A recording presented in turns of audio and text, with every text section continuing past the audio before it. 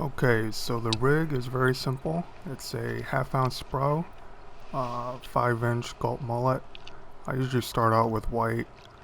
I do split the tail on the mullets, not really for action, just to reduce the water resistance and help get the jig a little bit deeper. And these rubber bands, that's my big secret. That's the big reveal of this video. I use them as a bait keeper.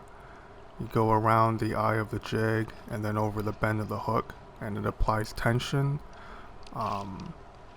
towards the jig head, and it holds the gulp in place.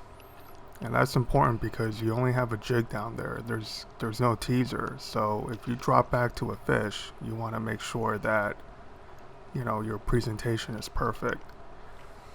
That loop knot is a craze loop, and it really gives a jig a lot of action, especially on the fall.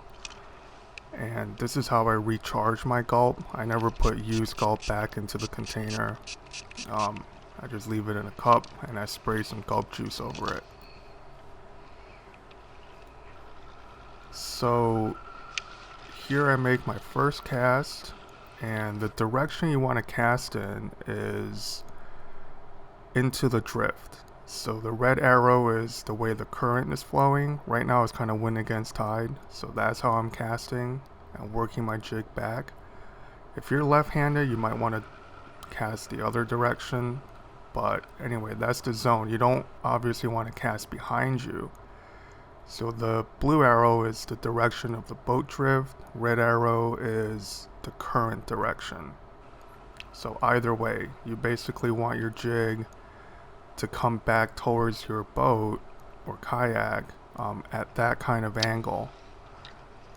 So you're never pulling the jig against the current or against the drift. And that's what allows you to use a very light jig in pretty deep water. Like here we're in about 30 feet. I've jigged half ounce up to 75 feet under certain conditions, obviously. Now, you see me working the jig, and this seems like a rather large range of motion with the rod tip. The jig itself is not moving that much. This is slackline jigging, so I'm basically popping the jig on slackline, and I'm not hitting the jig until halfway through the jigging motion, if that makes any sense. And what this does is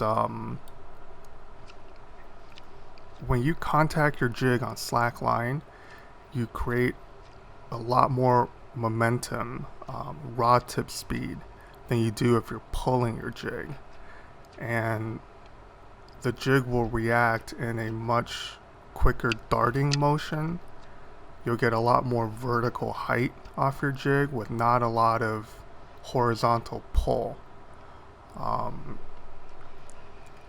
The jig speed going through the water is also a lot quicker because you're not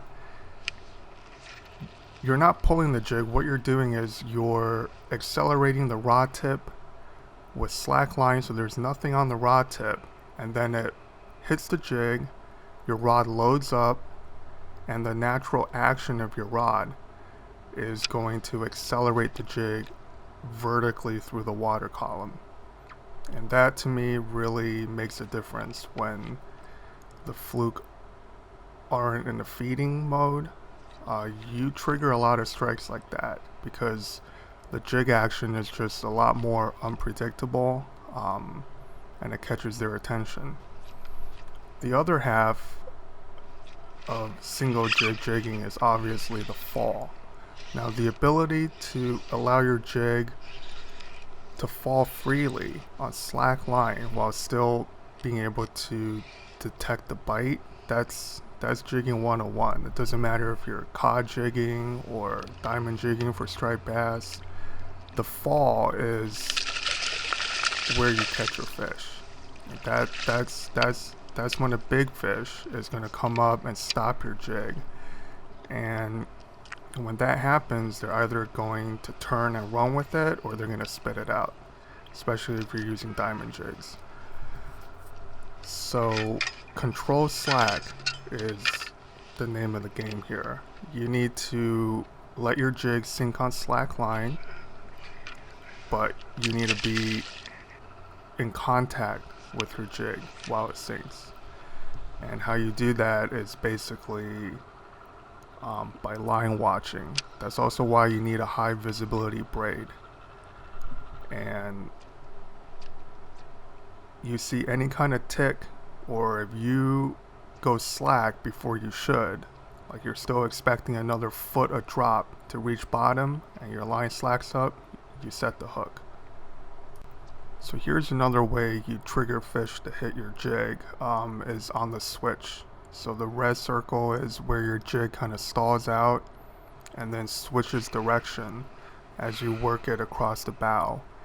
So if a fish is following your jig back to the boat and he's not striking for whatever reason, that switch in direction can really do the trick. And that's why I always give it 10-15 feet behind the drift on every cast, just to see if, you know, I can elicit that kind of reaction strike. That was so disgusting. Yeah, and that's just sort of awkward. My right hand trying to find the reel handle. Anyway, this is a short, but the next fish will be a nice one. So a quick note about the rod I'm using. That's a Shimano Zodius 7.2 medium. It's rated a 3/4 ounce. It's a moderate fast taper, leaning towards fast. And the reel is a Daiwa SV103.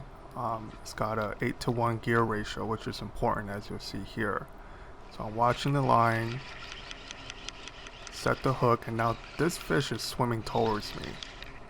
And you want to eliminate any slack in your system as quickly as possible.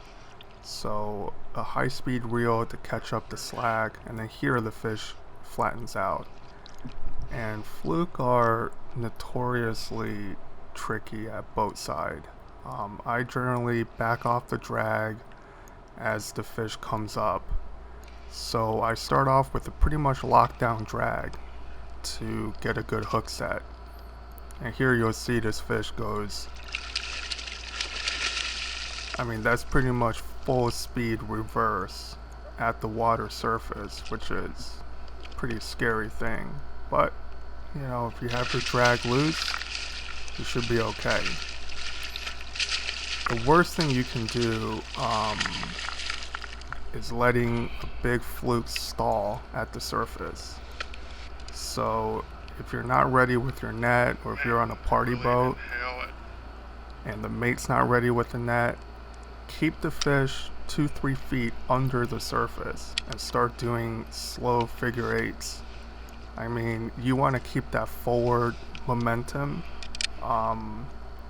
because if a fluke comes up, it stalls out at the surface, starts thrashing around, that's when they can throw your jig. And I've seen it happen on really big fluke, and it's always a heartbreaker. So as usual, we always bleed our fish out, just a small cut into the membrane under the gill plate, and that fluke is about 5.5 pounds. Now that 5-inch mullet on the 1/2 ounce jig head, I've caught fluke from 8 inches to 8.5 pounds. It seems to be just that perfect all around size. Here's sort of a bonus clip from a different day. Very different conditions. We're drifting about 2 knots, and I'm using a 3/4 ounce Spro with a 5-inch gulp grub. Yeah, and I'm still trying to find the perfect rod for jigging the heavier jigs. Heavy to me is like 3/4 to 1 ounce. I haven't gone over an ounce jig head in years. This is an old Travala S that I cut the butt down by 10 inches or so. Probably have to go back to the drawing board on this rod. Anyway, this is a nice surprise. I I haven't caught a weak fish in a couple of years, and as tempted as I was to make a catch and cook video out of this, I just couldn't do it. They're so pretty when they're alive, and they don't really taste that great. Um,